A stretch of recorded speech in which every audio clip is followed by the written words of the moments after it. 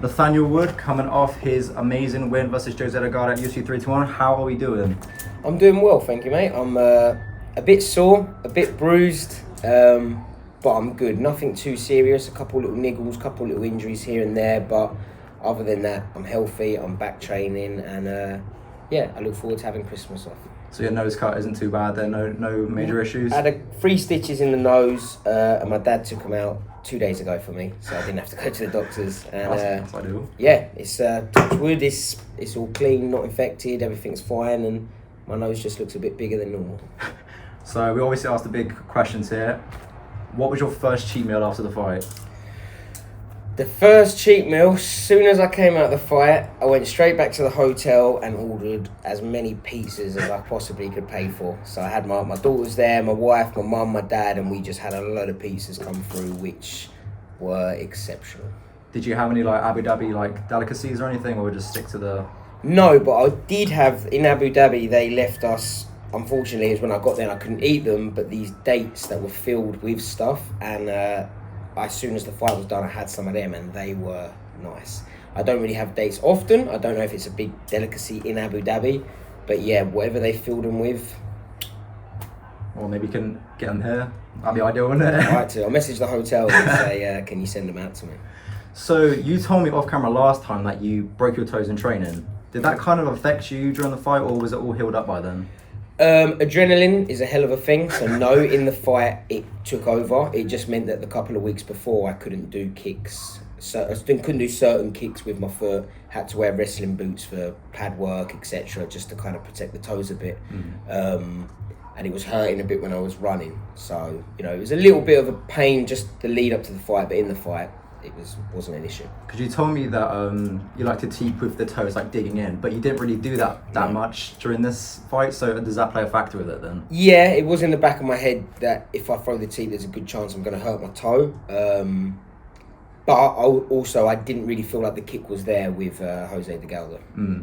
And you said that you train with a lot of people of Delgado's similar build, but did anything still surprise you about him? He's flow. So for example, I didn't expect him to throw so many elbows, knees, hands, all in one combination. The shot that he caught me with was a spinning elbow after a high kick. So he threw the high kick, which kind of caught me on the back of the head there. And then as soon as the foot landed, went into a spinning elbow. So I don't even know if he knew what he was doing, but it was nice. The combinations were very tricky, and it was almost like a puzzle piece to figure out. Obviously, after the first round, I was starting to go, expect the unexpected. But yeah, to train for a fighter like that is very hard because it's not clear what he's going to do. I was just going to ask, when that shot landed and you got dropped, what was going through your head at that point? Because it was pretty early on in the fight. Literally, the words in my head as soon as he dropped me was, "Oh, for fuck's sake!" And I just remember thinking, right, we ain't going out like this. Let's get this shit on the road. So. Yeah, at the end of the day, I'm a fighter. I can go through the tough times. I'm battle tested. I've got that armour that I've built up over a 16-year career so far. So yeah, when the going gets tough, the tough gets going, and I know I can push through it and get the win. I know as well, it didn't really show on the cameras too much, but in the second and third round, I could see in his face he was starting to deteriorate, not being able to put me out. So at the end of the day, when you've hit someone as hard as you can and they're still coming forward, it can be very disheartening, and I knew that would be playing a factor in his head. So my idea was, no matter how hard you get, keep pushing forward. I'm not even going to bother with the takedowns. I'm just going to look to continue being in that dogfight. Yeah, I noticed that you weren't really wrestling heavy in that, only towards the third round, and that was to sort of secure the fight for you, or was it just a tactical thing? So if I was cornering myself, I would have said take him down and make it easy. I've got a good wrestling background and I've got a black belt in jiu-jitsu, so there's no reason why I couldn't have potentially made the fight easier. But I've got that fighter's mentality, and I'm very stubborn, and I didn't want to take him down. I wanted to keep the fight standing and prove that I'm a better striker. So that was the plan in my head. Not saying it was the best thing. I could have made life a bit easier, but yeah, it is what it is. Obviously you dropped them as well at the end of the first round. So after that, did you kind of feel the momentum shift in your favour a little bit? I think, as I said again, with the mental games, I just knew that in his head he would be thinking, first round finish. This kid just keeps coming forward. So I didn't feel like okay, I've hurt him really bad or anything like that, but I just wanted him to know that I'm not out of this fight. You know, I didn't want him to be fighting with pure confidence. I wanted to make him disheartened, and I wanted to get in his head. So, after I returned with the knockdown in the first round, I think that reminded him, okay, this kid's not going to go down as easy as I think. I mean, before the third round, the body language, like the difference in it was so much more different. Like you were amping the crowd up, you were getting them like on their feet. Whereas Delgado's corner they weren't worried, but they were a bit like, we have to get a knockout, otherwise he could win the fight. Did that kind of help you push the pace a little bit to like secure that win? I think I'm a fighter that thrives in the chaos almost. So in those chaotic fights where I'm hitting him, he's hitting me, in a weird way, I enjoy that. You know, I get excitement out of it. Obviously, it hurts, and we all want to come out with no injuries, but I know the crowd are enjoying it. And when you hear that crowd cheering when you're throwing exchanges, that's a hell of a buzz. You know, it's very hard to explain for someone that hasn't competed. For me, my nightmare would be getting a win and being booed because I had laid on the guy for three 5-minute rounds, you know. So when I'm fighting, whether I'm getting hit or not, when you hear that crowd in between rounds and you know that the people that are paying money to come and see you are enjoying the fight, that gives me a good buzz. Was it your goal in the third round to sort of like finish him or to sort of like break him down, get a convincing win? Because obviously Brad Pickett was telling you, was it trees don't go down with one strike? Mm-hmm. So obviously you kept hitting the leg kicks. Sort of just, like, were we trying to break him down, or what were we trying to do? So obviously he hurt me in the first round. So for the second and the third, I just knew, don't allow him to hit me hard again. And whatever I see him throw, make him miss as best as you can, and hit him with whatever I can. So obviously I was already quite dazed after the first round. Didn't really listen to my cornerman too much, but I just went into survival mode, which was hit and don't get hit, because there's only so many of them shots that you can take. Unfortunately, I had to take one to kind of wake up and get in the fight. But yeah, that was my game plan, was just survive, put the pace on, and, you know, hopefully put on a fight that the crowd will remember, and ideally get the win, which I did get. I mean, after like he dropped you, obviously the fight opened up a lot, and it was like very entertaining. I think everyone was on their feet and like in the arena. But I want to talk about the decision. A lot of fans were a bit divided. Some say you won, some say he won. What are your opinions on it? So in the fight, in my mind, I was like, I've won. He's won the first round. I've won the second round. The third round's the decider. I feel like I won the third round. Watching the fight back, and this is me being brutally honest and, you know, not biased, it could have gone either way. I watched it. I thought, I'm giving him the first round. I'm giving me the second round. And the third round, I'm like, you could argue who won it. Now, there's no such thing. It's a robbery. Come on, it's not a robbery. You know, even the judges, every 3 judges gave it to me. It wasn't even a split decision. But I think that sometimes commentary can play a part in what people think. Obviously, the people that are betting on him are obviously going to say it's a robbery. But at the end of the day, it was a close fight. So it could have gone to him, could have gone to me. I'm very blessed and fortunate that it went to me. I feel like I pushed the pace more. I feel like I was the aggressor. I feel like at the end of the third round, if there was another 2 rounds, you would say Nathaniel's going to win this fight. I do think that things like the blood and the note, it made it look worse than it seems. So I think people see the blood on me and think, oh, you know, he's losing. At the end of the day, the judges gave it to me. If the judges had gave it to him, I would have been gutted, but I wouldn't have been calling it a robbery. So the people that are calling it a robbery, man, come on. You know, you obviously lost your bet and you're not happy about it. Cry some more. But at the end of the day, it's MMA and it can go either way. I've been on the other end of decisions, Casey Kenny, Mohamed Naimov, where I'm sitting there thinking, what? But I'm not going to sit there and say it's a robbery. You know, it's a close fight. At the end of the day, there's 3 judges. All judges gave me the second and the third round, which a lot of people and a lot of fans did, and that's what I believed myself as well. Also, my cornerman at the end of the fight said, mate, going into the third round, this is the decider. After the fight, straight away I said to Brad, do you think I've got it? And he said, without a doubt, I think you've got it. And he is the most honest coach in the world. He would go, not sure. He wouldn't want to get my hopes up. He doesn't sugarcoat it, basically. No, he doesn't sugarcoat it. So for me, yes, I believe I won the second and third. You could argue that he won. He's a hell of a fighter. But I think fans, instead of moaning, just enjoy the fight, man. Do you know what I mean? And at the end of the day, I haven't robbed anyone. I'm not the judges. I don't get to make the decision. If they give it to me, great, I'm happy. But the people that personally messaging me saying, I robbed him, man, I gave him his weight miss purse back. Do you know what I mean? I was going to ask you about that, because you didn't see that very often, do you? No, so me personally, I was a bit pissed because I thought the guy's missed weight. He's been in Abu Dhabi for a week and a half. He shouldn't be fighting at this weight. There wasn't a kind of, his flight's been late and he's come in and unfortunately he just can't make the weight. To me, the guy is too big to be making 145, hence why he's missed weight. But it was only £1, and the kid's obviously not on as much money as I am on. He's come in and given one hell of a fight. And to me, I think that he deserves his money. You know, obviously in the UFC, you get paid to fight and you get double if you win.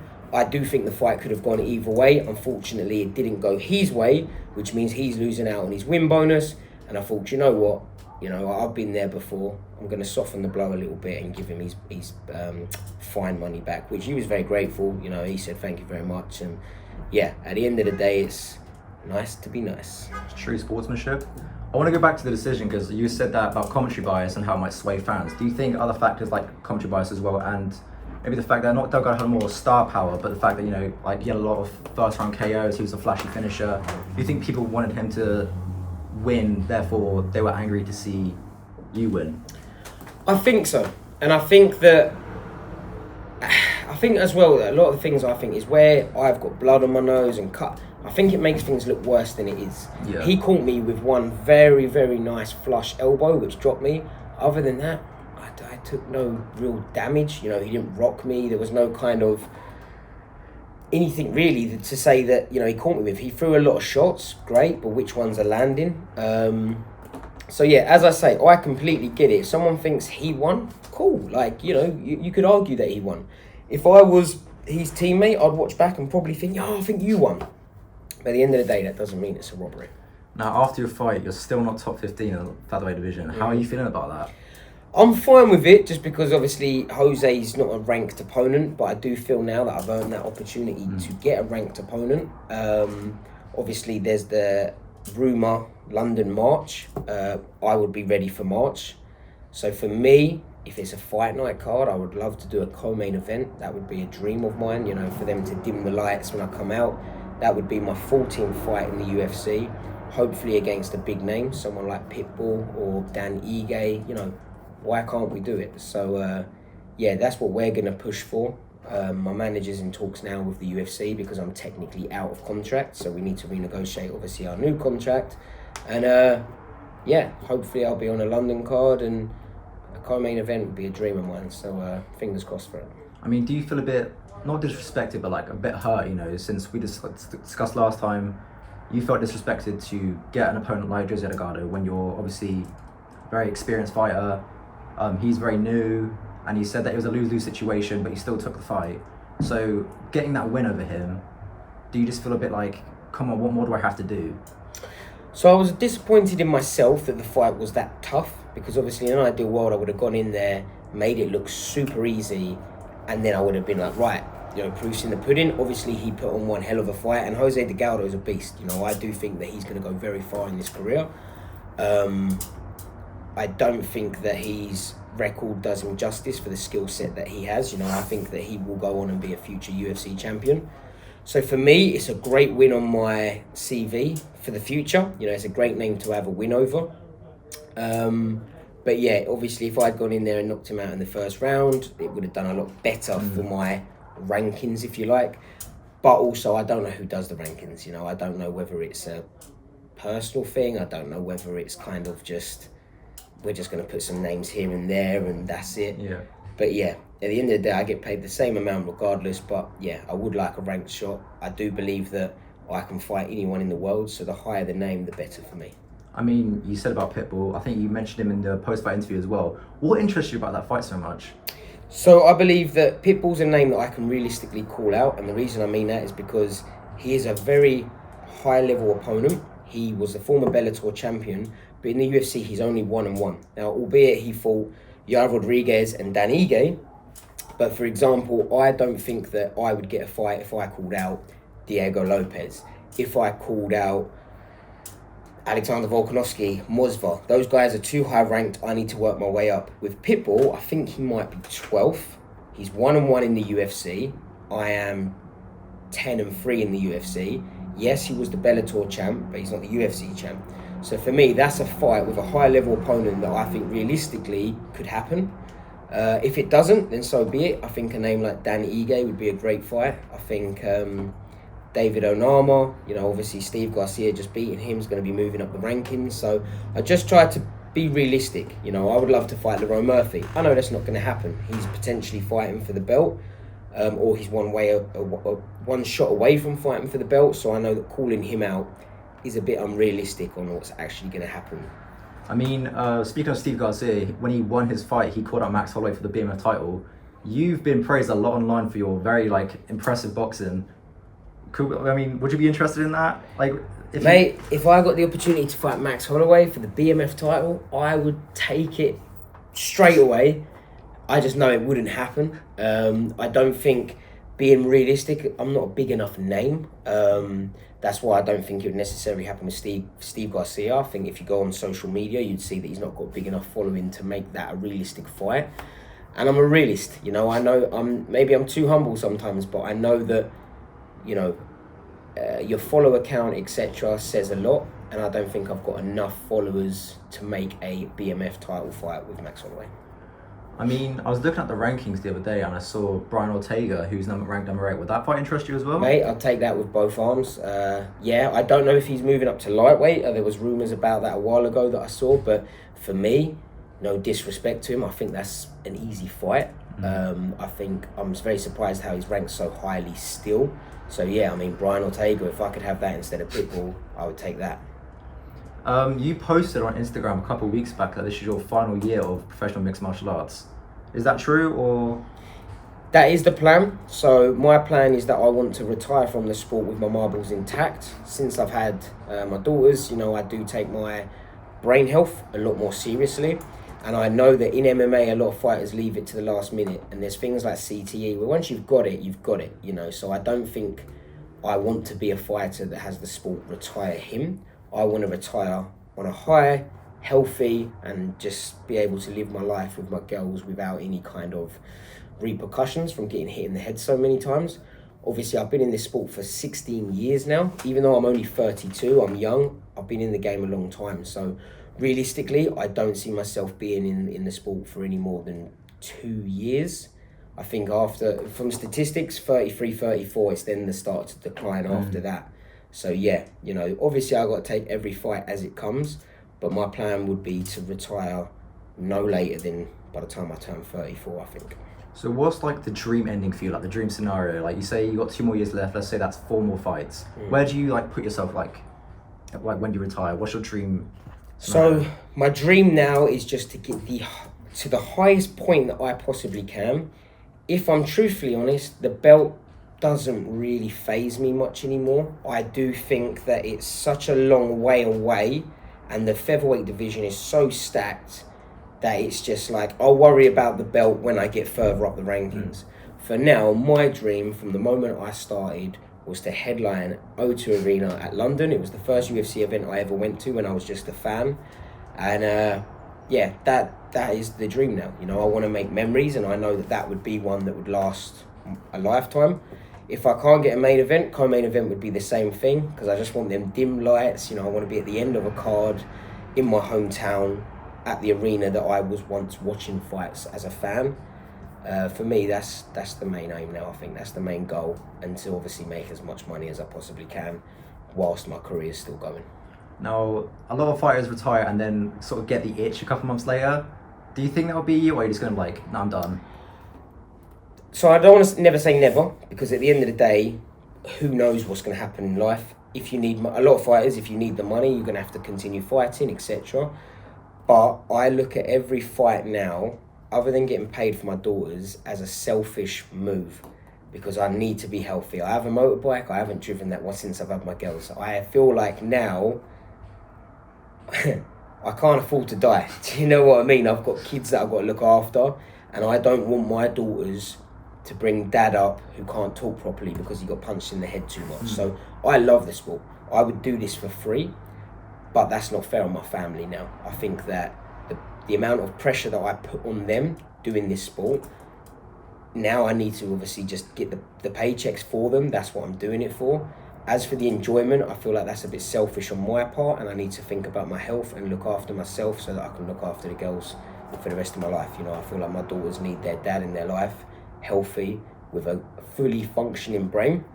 And believe me, I know what it's like to not have a fully functioning brain with the mental health issues that I do deal with.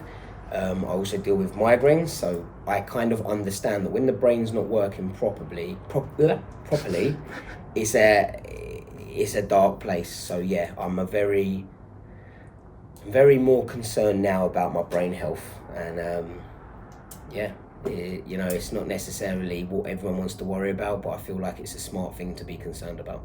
So when you put the gloves down, I know you're a fan of Pokemon. Could we see you be a full-time Pokemon trader? Hell yeah. I mean, if it's going to pay the bills, I'd love to just sit there trading Pokemon cards. I'm very competitive, so, you know, the kind of negotiation on deals, if I can get some deals, yeah, I'm all for it. Is that the real dream job then? That's the second real dream job. Honestly, I love fighting. If someone said to me now, we'll guarantee that your brain will stay healthy for the rest of your life and you ain't ever got to worry about money, I would fight for free. Now, I want to close it off with something that happened very recently in the UFC. There's been a big scandal regarding fixed fights, fighters being offered money to lose. Has that happened to you? What's your experience on it? Truthfully, I've never had someone offer me money to take a fall. There might have been one person years ago that messaged me on Instagram. I'm sure they said something like, I'll pay you to take a dive. But it was like someone that had like one follower, and I just ignored it. I have no idea whether it's a thing or not. I personally have never had someone come along and say, here's some money, take a dive. I mean, I don't know how much these guys are getting, but it'd have to be a hell of a lot to take a dive, because as a man, I am not taking a dive. Do you know what I mean? My kids are watching, my family's watching, I am fighting like my life depends on it. So I don't know on that one. If fighters are getting approached, they must be pretty broke if they're having to take a dive. I mean, I've seen some of them get offered about 70k to take a fall, which they said is like pennies. That's not enough, man. I'm not even going to talk too much about money, but I'm getting almost double that just to fight. I mean, I wouldn't even think about doing it unless it was multi millions of pounds, because I think it must be highly illegal, right? Oh yeah, obviously. I mean, the FBI was in Dana White's office the other day. Is it fraud or? Just illegal betting, I guess, like bribery, all that stuff. Yeah, so I'm like, one, it's super illegal. Yeah. To be looking over your shoulder for the rest of your life for 70 grand. Yeah. Oh, man, do you know what I mean? I'm very surprised if someone actually did that. But I don't know everyone's situation. Maybe someone's done it because they really need the money, and I don't know. Now, speaking of retirement, when it's all said and done, what do you want the fans and the people to remember you for? Being a good, genuine, humble man of the people that was a good fighter. Brilliant. Thank you very much, Nathaniel, for your time. March 2026, let's push it. Let's do it. That's the plan.